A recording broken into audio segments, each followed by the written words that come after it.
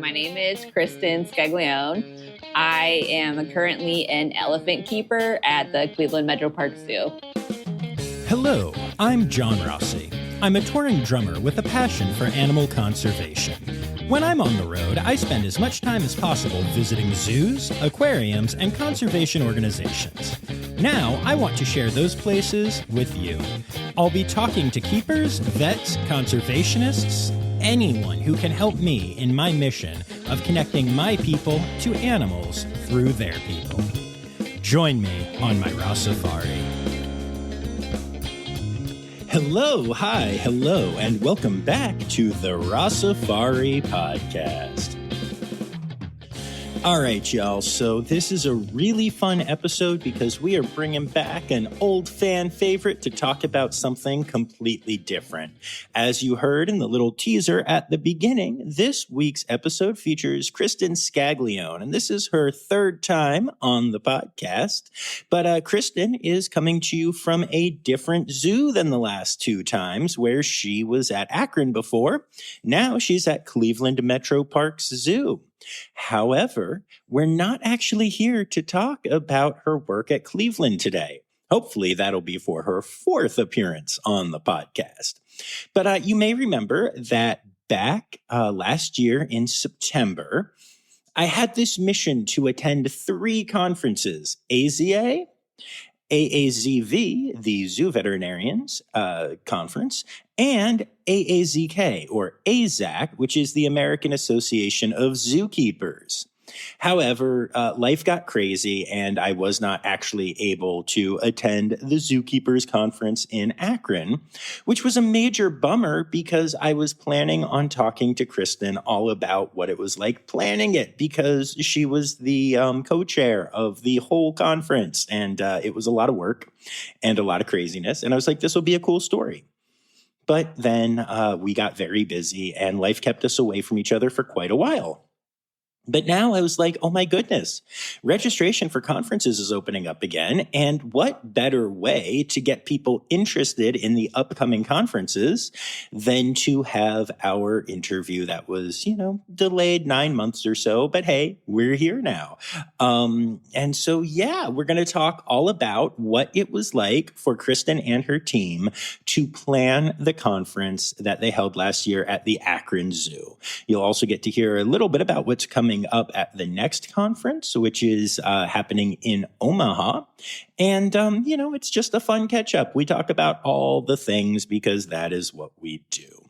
So I'm really looking forward to sharing that interview with you. But before I do, just a couple of things. First of all, I want to let you know that the way this worked out, Kristen does not live in Cleveland yet. She's living in Akron still, and that is further away from where I was. So we ended up having to do the interview outside.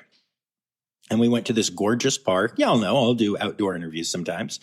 But there were a whole lot of birds and a whole lot of people driving by revving their engines because they think they're cool. You'll actually get to hear how I react to that towards the end of the episode.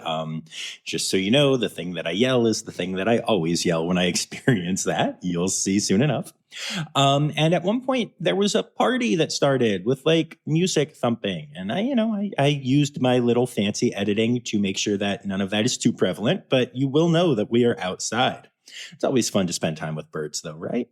And the other thing that I wanted to tell you is just, quick reminder, all that good stuff. Like, make sure you hit subscribe. Make sure you're following along on socials at Rossifari or at Rossifari Pod on TikTok. And don't forget that you can support the podcast for as little as $3 a month by going to patreon.com/Rossifari. So with all of that said, I think we're done with our little intro here. So without further ado, here is my interview with Kristen Scaglione, all about hosting the AAZK conference at Akron last year.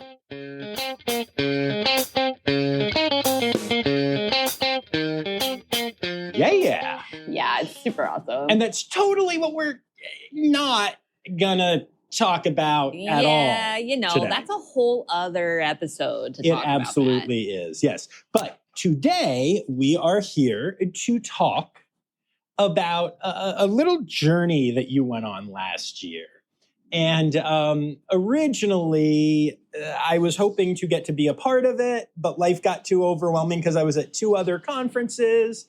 Yeah. But so let's talk about why you're here. Tell everyone what we're going to talk about. Okay, so we are actually going to talk about the National AAZK Conference. For those of you who don't know what AAZK is, it's the American Association of Zookeepers. Every year, AAZK hosts a national conference where delegates from all over the country and sometimes around the world will come and exchange ideas, attend courses, workshops, classes, network. It's great fun. And last year, our local AAZK chapter was the host. And what a journey it was. I bet it was. And so to bring everyone up to speed, old-time listeners will recognize your name because you at the time were at the Akron Zoo. And we love our Akron Zoo. Yes. And so all of this took place at Akron before you went to Cleveland. For the most part, yeah. So we hosted, our year was 2023, and we started planning for this conference in 2017. I'm not great at math, but that seems like a long time. Yeah. Technically, we were planning it longer than we needed to. But if you want to host a conference, you have to bid 4 years out. And when we originally pitched it to the Akron Zoo leadership team, they wanted us to have several more I's dotted and T's crossed. So we had to wait another year to submit our bid. But at that point, we had so many things were ready to go that it was really helpful. But obviously 5 years is a long time. And right at the end of that, the year of our conference, an elephant position opened up in Cleveland. And that was always my dream, to work with elephants. So I took my shot, and switching jobs right the same year as hosting a national conference was probably not my best decision, but we made it. It's fine. You did. You made it, and everything apparently went really well. I've heard really good things. So we'll talk about all of that. Okay. And all of that. So I guess the first thing that I want to do is find out what the conference is. You kind of gave a very vague overview of it. But if you are, because it's another year now, and so we're going to be coming up on another AAZK conference. So if you're listening to this and you're a keeper or you're a volunteer or whatever, and you're interested in what that conference might be like, can you just say year to year, what is the AAZK conference? Yeah, sure. So year to year, in usually September, sometimes early October, we have a week-long conference, typically runs Sunday evening to Thursday. That can vary a day or two either way, depending on the conference host and how they were running their conference. But during that time, on Sunday evening, there is an icebreaker where you can just meet the other delegates and really get to know people outside of your little bubble, because I know I struggle with that sometimes. And then Monday, Tuesday, and Thursday is a whole lot of programming, which means there's a lot of presentations, like peers sharing their experiences, their training projects, their interdepartment working, like with horticulture and such. Then there's workshops, which vary every year. And people can submit these from around the country. So it's not just the people from the host chapter who are doing this. It's people from everywhere who are coming to share their ideas. And then throughout the week, there's also 3 certificate courses, which is 12 hours of program time. And those are set up by the host chapter, and they are typically about topics that the host chapter is very familiar with and is able to bring in people who subject matter experts who can really dive deep into those topics. So there's so many opportunities to learn. There's actually too many opportunities to learn. It's impossible to attend every single thing every day, which is really cool. But sometimes you're like, dang it, I wanted to do both these things in the same hour. And then, of course, we have a zoo day in the middle of the week. You got to go to the host chapter zoo because everyone wants to go to all of the zoos all the time. Yes. And that's really great. It's typically set up with a bunch of experiences, behind the scenes tours, training demonstrations. So, and then on top of all of that, every single evening is an event. So if you want to go to an AAZK conference, do not plan on sleeping because it's very busy. That's cool. When you say every evening is an event, is this work events or are we like partying into the wee hours? So the icebreaker is more of like a social gathering party-ish. It doesn't go into the wee hours unless you want to do that on your own time. I meant wee hours for zookeepers, which is like 9 p.m. Yeah. I know the audience I'm speaking it's to. Past the wee hours for zookeepers. And then a couple nights of the week we have, let's see, there's like the conservation rally. There's the Q&AZK, which is a really cool opportunity to talk with the AAZK National Board, which is sometimes people forget they even exist, but they're there. They're running everything. So that's a really unique opportunity. And then we have the silent auction. And the last night of the conference is the banquet. And that is dinner and dancing. So imagine a wedding with all of your coworkers, and it's silly and fun and perfect. Amazing. That sounds like a really good time. So you were the president of the AAZK chapter that hosted this question? So I have been, I'm kind of a loose member of the Akron chapter at this point. But leading up to the conference, I was in every position, every officer position at some point in time. Well, yeah, it was 5 years. And then the year of the conference, I was just the co-chair of the conference. And my other co-chair, Angela, her and I both took on the bulk of the conference. And then we had AAZK officers for the chapter to run the chapter as well. Gotcha. Yeah, because I just remember you telling me that you were running this conference. Weirdly, in all of our conversations, Angela never came up. I don't know. When we were talking, it was your conference. Okay. I don't know. I'm kidding. Well, I'm just rude. Kidding. No, I'm just kidding. No, but I know it felt. It weighed on you. Like it was a scary, hard thing for you to do. But you succeeded. So yay. Congratulations. Yay, we did it. Yay.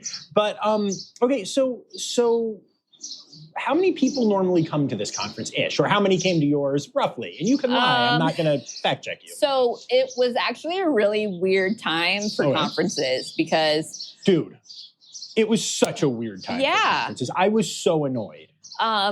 So in case anybody forgot, the world was closed in 2020. So we didn't have any conferences that year. Right. Sorry, the past 4 years are 1 year to me. So I'm just like, what is happening? 1 year and 10 years. So we all got pushed back a year. And then the next conference that was held was the LA conference, but that was still weird times.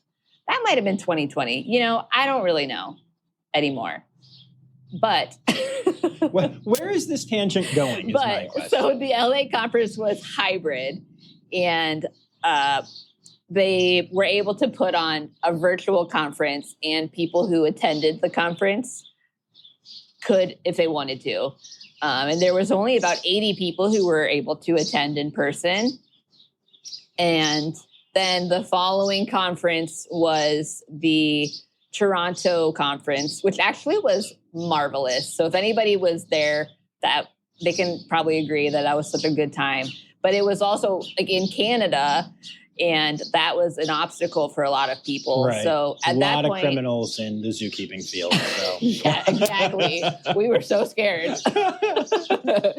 But it wasn't. We weren't really able to gauge how many people were going to come to our conference. So we thought it could either be 200 or it could be 400. Being in central of the country in Ohio, being like the first conference in the States post-COVID, we were like, let's plan for a million people to come. But we had about 280, I think, was our final count. So, which was awesome. That is cool. We were happy with that.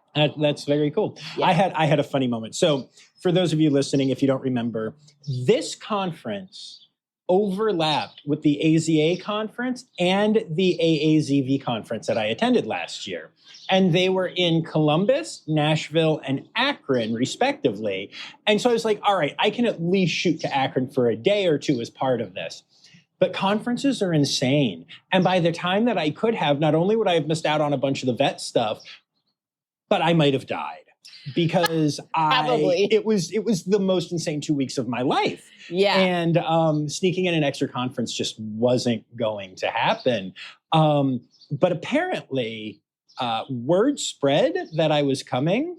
And I got all these messages from people being like, we hear Rossifari's at our conference. Where are you? John, where are you? And I was like, Nashville? Sorry. Like, it was really funny, but I was just like, it was so cute though. Yeah. And I was like, why are all three conferences like basically overlapping? Well, you can blame me for part of that. I blame you for all of it. Okay, that's fair. Well, we were trying to plan out the dates for our conference 4 years ahead of time. Right, fair. And AZA plans their conference out 3 years ahead of time. So we had our week picked out, and then AZA was like, guess when ours is? And I was like, neat. So we had to switch our week, and we debated on doing the back-to-back conferences versus putting a gap in there. But since Columbus and Akron are relatively close together, we were like, well, people are either going to not want to attend 2 conferences in Ohio so close, or they'll be like, I'll just drive from Columbus to Akron and it'll be great. So we had a little bit of both. Obviously, you were the one who couldn't make it. Well, it's because I had 3 conferences. Among others, yeah. Our own vet, she was supposed to talk at a couple of our courses, and she was like, I have to go to my own conference. And I was like, cool. Bye. But we covered that too. That's funny. No, yeah, it's always so fascinating to me. Like, I don't know, the zoo world doesn't communicate as well as you would hope from time to time. Mm-hmm. Like, what if all the conference sites and weeks were picked for the same, like the different conferences at the same time? Brilliant. But like, who would even know how to coordinate? I have no idea. You know what I mean? Like, I don't know how to. Yeah, it's interesting. Yeah, I did when AZA picked their week and announced it, I did reach out to them right away because I was like, let's do like a co-marketing thing. Yeah. And we didn't end up doing that because Akron and Columbus, they're farther enough apart that it was like, I don't know how we do that, but it ended up being okay. Mm-hmm. I mean, it sounds like you had a good turnout. And I have spoken to many people that were there who like really felt that they got a lot from it. That's so great to hear. Yeah. We do get feedback at the end of the week. People fill out like the post-conference surveys. Mm-hmm. And there was all very positive. Like there was a couple little things that people had that could be improved upon, but overall it was very positive. And so I was kind of hoping like, this is accurate and not being like those people who are mad just didn't want to say anything. But I only heard good things. So. No, yeah, it was really cool. The people in particular, the people who were asking like, where are you? We're excited to see you. When I was like, yeah, I'm not there. They're like, you're missing out. This is so good. I learned this and this. And like people were very excited about it, like in the moment, which I thought was really, that's awesome. Really cool. Yeah. I love that. So what went into the planning of this? Like you said, it was a 5-year thing, and we're going to distill it down to a couple-minute conversation. But explain to me how you spend half a decade of your life. So back when you were still a teenager, apparently. Right, a teenager. Yeah. How much of this was your life? How intense did it get? Tell me all the things. Well, in the beginning, it was a lot. It was kind of like, I would not say it was like an extra job, but it definitely took up a good chunk of our lives. So we had to really get our whole budget in place off the bat in order for the Akron Zoo to give us the green light. That they were extraordinarily helpful. They had people from every department helping us with every facet of the conference. This is not shocking. Akron is so good. I know. I was so sad when you left. Happy. I'm so happy that you have like your dream position. Yeah. But like, it's such a good zoo and you're such a good person. And like, I like that. Yeah, that was extremely hard decision to make. I bet. But leading up to the conference, the first 3-4 years, it was kind of like very intermittent deadlines. We were learning a lot from the current conference hosts or the other future conference hosts. But then once that like 1 year mark hits from like 1 year out, man, it was overtaking. I was an officer in the chapter, and I was also on the board of directors for AAZK National at the time. And I had to quit doing both of those things. Oh, wow. So I was like, I literally can't, which was a bummer. I love being on the board. But being able to put all of that energy into the conference really made a difference. I'm sure it did. Yeah. So talk about, I'm just so curious, like when you're first starting off, you had a budget. Other than that, did you have to come up with a theme? Did you have to figure out, like, I wasn't there, so I don't know. Right. But, like, what are the first steps when you're planning this out? Well, the first steps are, we were like really pumped about theme and all these possibilities that we could do, but that's not really the first step. You have to like figure out if it's feasibly possible for you to host a conference. I guess that does make sense. So I actually attended my first conference in 2017 at DC and immediately came home and was like, we need to host. I had such a great time. So at that point had only been to one conference. So I was kind of like still learning how it works. I asked a lot of other people who had hosted, who had been to conferences, and we really sat down with the leadership team at Akron and we're like, these are our thoughts. Here are our possibilities we were thinking. We have X amount of dollars in our bank account currently. We think we could raise this amount. If you help us with this, help us with sponsorships. So really right off the bat is really the boring stuff. Is figuring out like money, where are you going to host this? Are people going to help you do it? Because me and Angela, from the beginning, were like, yeah, we're in. But then other people were like, are you sure that's a good idea? So we ended up with a great conference committee, but I was worried for a minute there. All right, we'll be back after this quick break. Hi, this is Kathy Hill from the Indian River Lagoon National Estuary Program. We're all about restoration projects in progress this season on One Lagoon, One Voice. Learn about the great strides the lagoon community is taking to restore and protect the Indian River Lagoon. Each week, we dive deep into discussions with scientists, resource managers, and nonprofit leaders to explore lagoon issues and solutions. From oyster reefs to clam restoration, algae blooms to muck, you'll learn all about the projects we're tackling to bring the Indian River Lagoon back to health.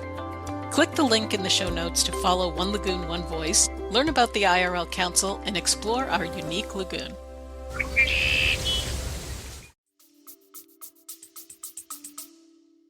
I believe it. That's challenging. And like, this is an industry with a lot of turnover. Yeah. You were co-hosting or co-chairing a conference that you weren't even at the zoo at by the time. I know. Yeah. Awkward. Yeah, right? So like, I'm just curious, is there any way to account for that? Or was there like, in your experience, was there a lot of like turnover and flipping, or did people that committed to it kind of stay committed to it? We had a little bit of turnover. To be honest, Angela was not the original co-chair. My original co-chair, she ended up getting a different job outside of the field, and then created an entire family. Because 5 years is a long time. That actually is really interesting to put it in perspective. Left career and created a family. Yes, I like how you phrase that. I let her off the hook. I was like, please worry about your family. We will be fine. But then as people left, and new people came in, we were like, hello, come to us. So we assimilated all of the new people into the conference committee, and they were very excited. So we had some older people who had been there for, not older in age, sorry, Akron friends, people who had been at Akron for a while, and then like some of our younger, newer people. So it was really nice to have that mix. That's very cool. And I assume that you attended basically all of the conferences in between? Yes. And I know it was, like you said, it was screwed up, but like, when you're there, is it like, like I was just house hunting and now I can't drive past a house without like caring about it and like wondering like, oh, would I want to live there? Would that be a place I would have bought? And I never cared about houses before. And I really want to get back to never caring again. So does it make the conferences different when you're like prepping yours? Oh yeah. By the first 2 years-ish, the first 2 conferences I went to, perhaps the first 3, it was really cool to go and have all the conference experience, attend all the programming, do the events, interact with peers. But then the 2 conferences before ours, it was like, all right, you are in conference planning mode. You are meeting with this person. You're meeting with this person. And then the year of our conference, I'm lucky I lived. I mean, I was able to pop in on a couple things, and I was able to talk to a lot of the people I was excited to see. But yeah, when you're running the conference, you don't experience the conference. Right. That makes sense. Yeah. Are you going to go to this year's? Absolutely. Yay. I am so excited. So this year upcoming is in Omaha. Omaha. Yeah. And I've never been to Omaha. Oh my God. So I'm very excited. You need 2 zoo days. Yeah, that's what I've heard. It's huge. Yeah, that place is insane. I love it. Wendy and Stephanie are the conference hosts for Omaha. And I text them all the time. I'm like, how are you doing? And I'm like, well, I'm kind of like, retired now. So how can I help you? Like, what are you doing? What do you need? But they're doing great. So I'm really excited for their conference. Sweet. Very cool. Oh yeah. You're going to love Henry Dorley. I'm pumped. So gorgeous. Plus they have like 84 baby elephants there right now. Yeah. So there's a big plus for me. Not bad. Not bad at all. So who determines and how do you determine who's going to present, how long they present? How does all that get worked out? So the conference schedule, like the actual time breakdown, is created by the AAZK National Conference Manager and Professional Development Manager. That's the same person now, and it's recently changed titles, so that's why I'm just like, Yeah, good enough for a podcast. So they break that down. And then all of the papers get submitted to the professional development team, and they're evaluated by the board of directors. Okay. And they are scored blindly. So you can't be like, hey, bestie. They are scored blindly and then submitted to the schedule. And then I think that we were able to accommodate almost everybody who submitted. Wow. And I know we were able to accommodate all of the posters that were submitted, the poster displays. So that was good. Yeah, but I know really cool. not everybody gets to submit and present. Right. But it's a really cool opportunity for people who are able to. Nice. So what can people expect? Like, tell me about some of the things, that when they're presenting, what kind of stuff are we talking about here? Because I've been to AZA, and I know that's all over the place. There's all kinds of stuff. Oh, and then the zoo vet stuff was just straight up nerdy zoo vet stuff. Straight up medical jargon. It's what you would expect, yeah. So what kind of stuff, what are some of the sessions? So I have also been to AZA. And AZA versus AAZK is so different because AZA is, while it does have animal care aspects, it's a lot of administrative focus. AAZK is very, very focused on animal care and what is tied to animal care. So there have been, it just runs the gambit. I'm trying to think of like a specific thing. I can remember last year we had like a presentation on Point Defiance's elephant. So she has TB and how they work with that. Oh, wow. Shocker that you remember an elephant story. I know, isn't that so weird? So weird. But then that can be a very specific window of people. But then they also have had, I remember this really cool presentation about how an animal care team worked with their horticulture department to really revamp an entire exhibit to elicit a lot of natural behaviors for the species that were in there. Nice. So that can be for, pretty much anybody in animal care. I know there's been workshops on leadership and similar things like that. I personally have attended professional certificate courses for keepers' roles in research, behavioral husbandry, and what was the other one I did? Oh, it was avian, like hand rearing and stuff like that. Oh, cool. That is also a very small window of people who were like, yes, baby birds, but it was awesome. Yes, and also the people that are bird people are going to be only bird people and very bird people and bird. Birds are great, so don't even try to deny it. Yes, I mean, obviously we're not talking about your new facility, but I know that while you are working with elephants, there are some birds there, and training may or may not be happening that you're really enjoying. Oh, yeah. Of course, if there's a bird, I'm going to be there. But yeah, that was actually really cool to see today. So cool. Cool. I like burbs. So I just want to take a drink of my coffee, even though it's time for me to ask a question. I don't know. It's okay. It's been a coffee, long day. I understand. It's been a long day too. Good day, but long day. How much support was the Akron Zoo able to provide? I mean, obviously, Zoo Day happens there. Yeah. And so I'm curious also about how that all gets planned out. And is that you, or does the zoo figure that out? Or So that was kind of and early on, it was kind of like, so we Zoo Day. I'm like, is it you? Is it me? Is it you? Is it me? So they were like, we'll support you, but you guys got to put this together because, we got a zoo to run. Yeah, that's fair. Okay, that's fine. So our director of animal care at the time, he was like, just give me a list of every single idea you have for behind the scenes, training demonstrations, whatever. And so we sat down and we thought of every single possibility, like things we had never done before. We're like, this could work. It could be cool. And we gave him the list and he was like, that looks great. And I was like, okay, we'll do all of them. It was so cool. So nice. We really had to be extra nice to our volunteer staff and our keeper staff and be like, hi, we're doing 3,000 experiences in our tiny zoo day. So please help us. But we put that whole schedule together. We had to coordinate everybody getting there. We had to coordinate where all the signs went up for Zoo Day. But the zoo was able to accommodate all of those people, get them lunch, and then we had to also get them a surprise breakfast the day of.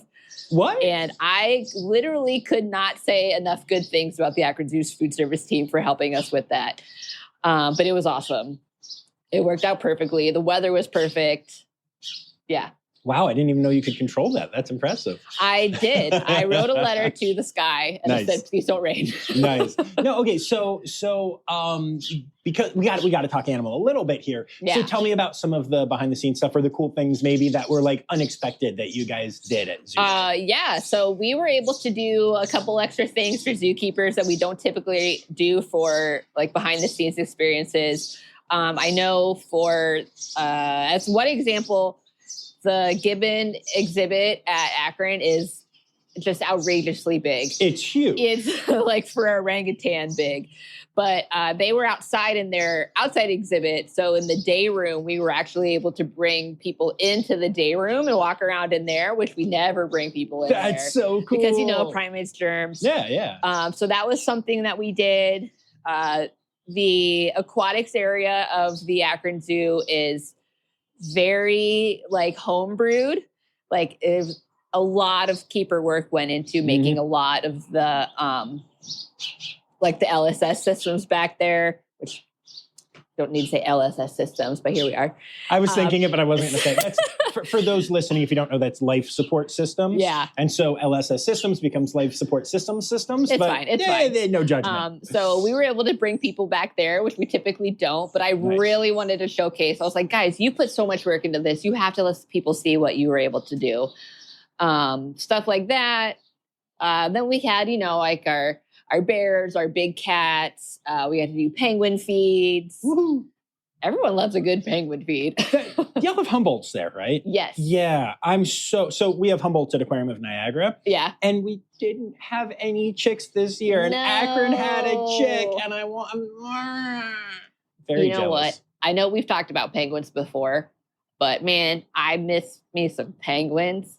And those penguin chicks, they have this smell to them, and it's not a good smell, but man, I love it. So I miss it. Yo, so straight up, because we have talked about penguins before, but it's been a while.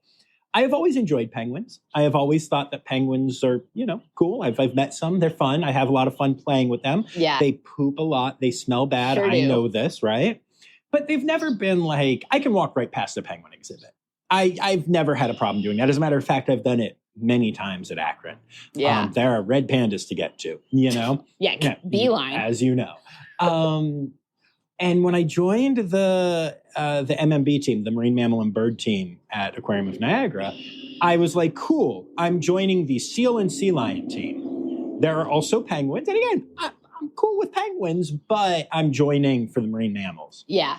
I love those stupid birds so much. Are they great? I adore them. No species has grown on me more than penguins. Yeah. And in particular, Humboldt. I love them all, but just because Humboldt's what I'm spending time with.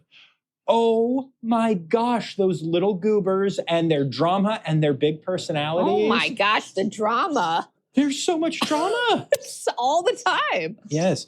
Do you remember offhand this is just one of my favorite little facts, and I don't think I've shared this on here. All right, yet. I'm ready. Do you remember what it's called when a penguin does its sound, does its bray that's really loud because somebody else is invading its personal space and they want to keep it away? The braying? In a Humboldt penguin, it's called an ecstatic display. Oh my gosh. gosh. Really loud noise. That is what that is called. I love it so much. Ecstatic display. And now, whenever I have a friend who's because I have a lot of friends who are kind of very space conscious themselves. Yeah. And one of them recently was like, I'm sitting there. Because somebody was sitting near where they were going to sit. And I just turned and I was like, that's an ecstatic display. And I started using that I love that. It's so good. What it's a great term. Ecstatic display. Yeah, I've never heard that before. For introverts everywhere. Yes. Ecstatic display. Yeah, exactly. It's so good. Yeah. So anyway, I could nerd out about penguins all day. Same. Yeah. We could do a whole other episode about just penguins and I'd be fine. So good. So good. But that's not what we're here to talk about today. You're right. And so conference. Is there anything else that you want to talk about, just from your experience or what it was like? So I think a really important thing about conference is that we wanted to make sure it wasn't all business. Because I've been to stuffy conferences and, God, that's a terribly long week. So we wanted to add some sense of silliness to our conference for sure. We had a really big rubber duck theme for the entire conference. Everybody got a tiny little rubber duck that said Akron 2023 and squeaked. And somebody during one of the presentations, after one of the presentations, instead of clapping, started squeaking their duck.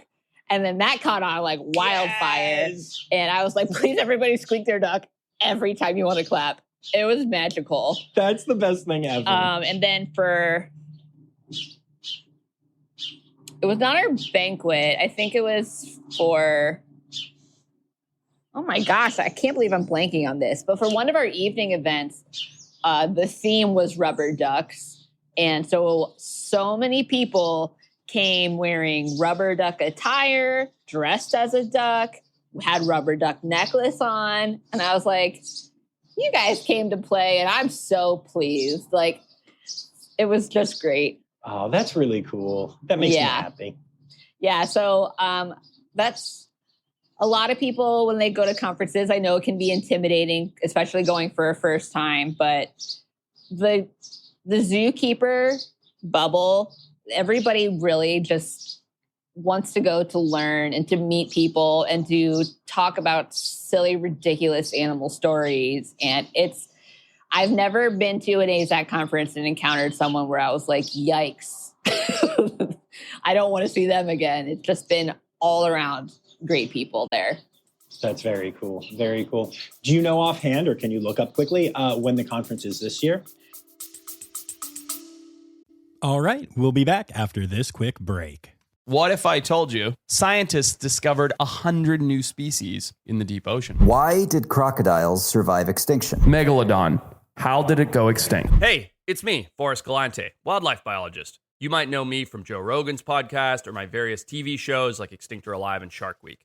Join me and my friends as we dive into the wild world of animal anomalies and everything wildlife. Don't miss out. Click here to uncover these mind-blowing animal mysteries. Yes, I actually know because I just booked my hotel yesterday. It's September 22nd. That's a Sunday. And it goes till that Thursday, which is, the 25th?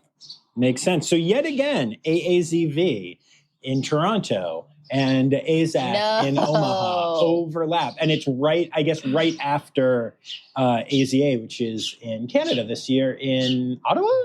I want to say Ottawa. One of those. I don't know.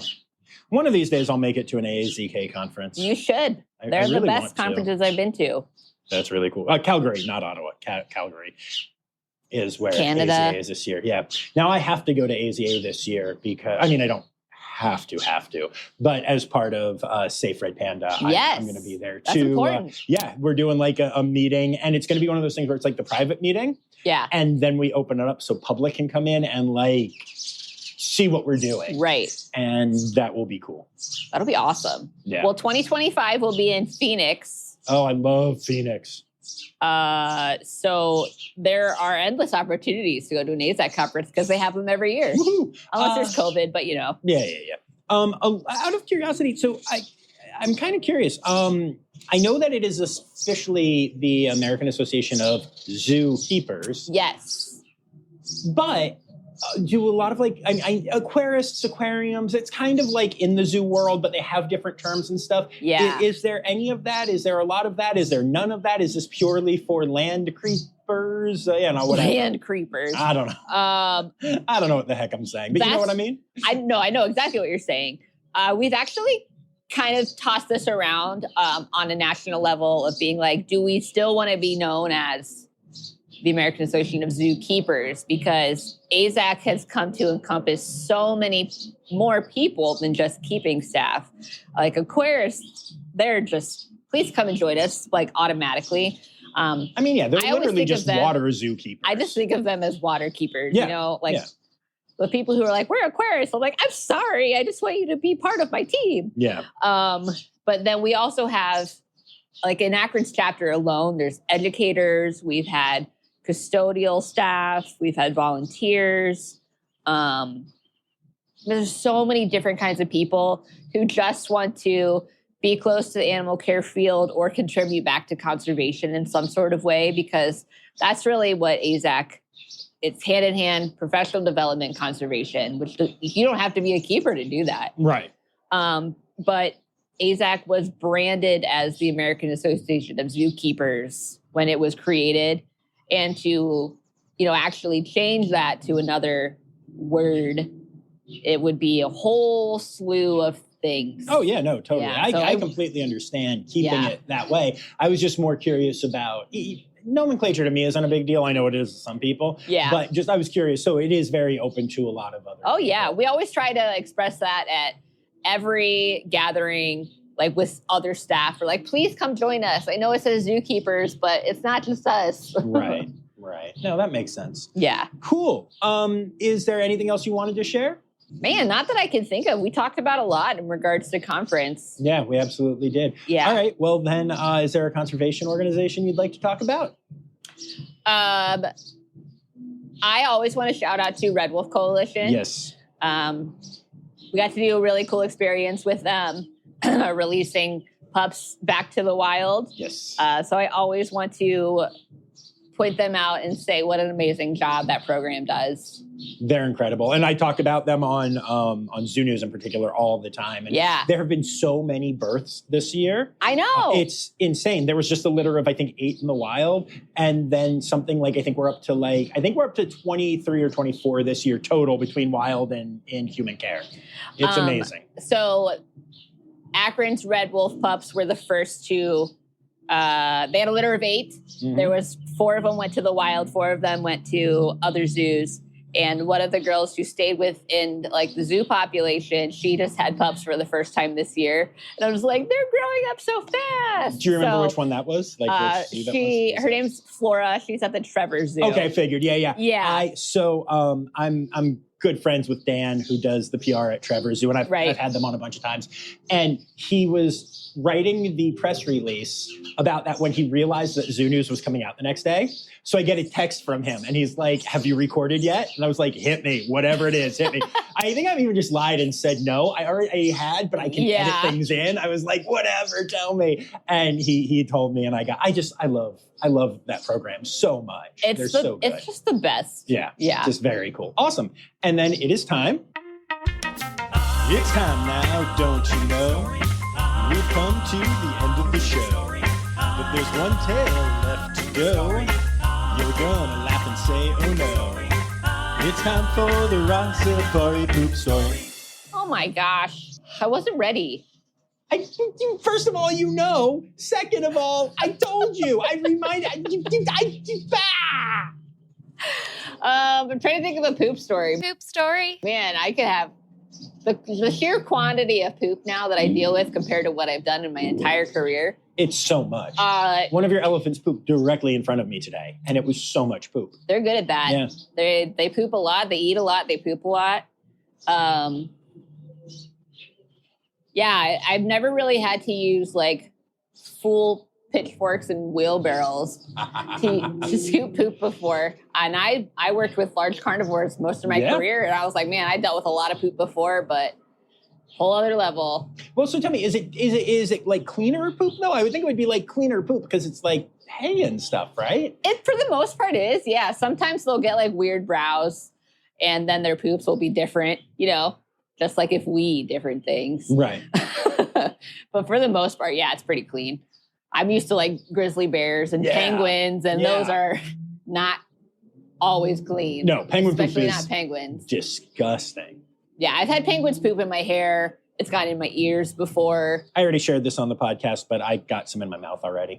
Yeah, it's nice. You want to hear? It's gritty. It's real nice. Human being who has spent almost 4 full years now talking to keepers and aquarists and animal care professionals every week and getting a poop story. Poop story. Every week. Yeah. Tiny penis. So don't you just want to go have sex with that person? Immediately. Yeah, I'm running right now. Put your shirt back on, Kristen. Come back. So anyway, 4 years of every week getting a poop story. Yeah. Start working with penguins, which are the most poopy thing. Yes. Start cleaning nest boxes, which is cleaning poop. Decide to chew gum. No. Yep. You can lead a horse to water, but you can't make him not get poop in his mouth, apparently. Oh my gosh. Yep. No, I know. The amount of times that I have accidentally gotten poop in my mouth, and I have only gotten one zoonotic disease in my whole 11 years. Only one, guys. Only one. And boy, was it a good time. Oh boy, I bet it was. Oh God. All right, cool. Well, thank you so much, as always, for doing this. Of course, I love doing this. Yeah, we'll do. We got to connect with Cleveland. We got to get stuff to happen. Yes. Absolutely, I would love that. Yes, awesome. Thank you, friend. Yeah, you're welcome.